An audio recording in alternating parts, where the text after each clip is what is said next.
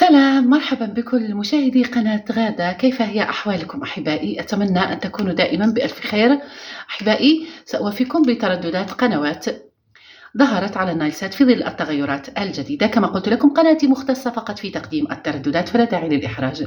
شكرا لكل من يدعمنا، شكرا لكل من يشجعني، وأتمنى أن أكون عند حسن ظنكم دائما. إذن أحبائي، قبل أن نقدم ترددات، صلوا على الحبيب سيدنا محمد صلى الله عليه وآله وسلم، عليه أفضل الصلوات وأزكى تسليم.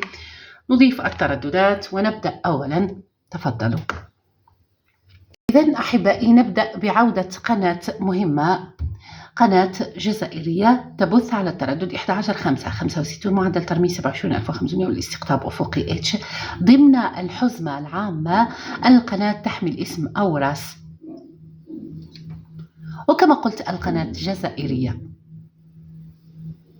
أيضا أحبائي، عودة قنوات أفلام عربي على النايلسات ضمن الحزمة العامة. التردد 10.8 15 معدل ترميز 27500 والاستقطاب أفقي اتش. هذا التردد أحبائي ظهرت عليه قناة العتاولة سينما. والتردد 12.5 62 معدل ترميز 27500 والاستقطاب عمودي في ظهرت عليه قنوات. تم افتتاح قنوات فاميلي دراما، فاميلي حكايات، فاميلي سينما.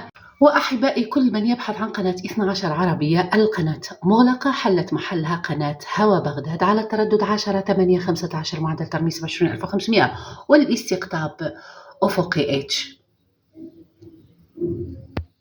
والتردد أحبائي 12.2 85 معدل ترميز 27500 والاستقطاب عمودي في ظهرت عليه قناة الرابعة السعودية التي تبث أهم المباريات. أيضا أحبائي، ظهور الباقة الأوروبية على التردد 11.5 26 معدل ترميز 20500 والاستقطاب أفقي اتش للألعاب الإلكترونية.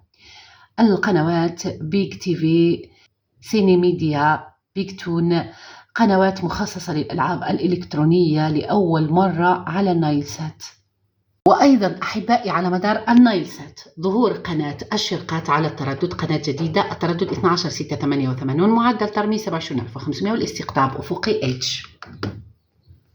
شكرا لكم أحبائي على مشاهدتي ومتابعتي ودعمي وتشجيعي. هذا ما لدي اليوم. أتمنى لكم مشاهدة طيبة وممتعة، وأتمنى لكم أمسية سعيدة مع جميع برامج النايلسات. دمتم في رعاية الله وحفظه. سلام.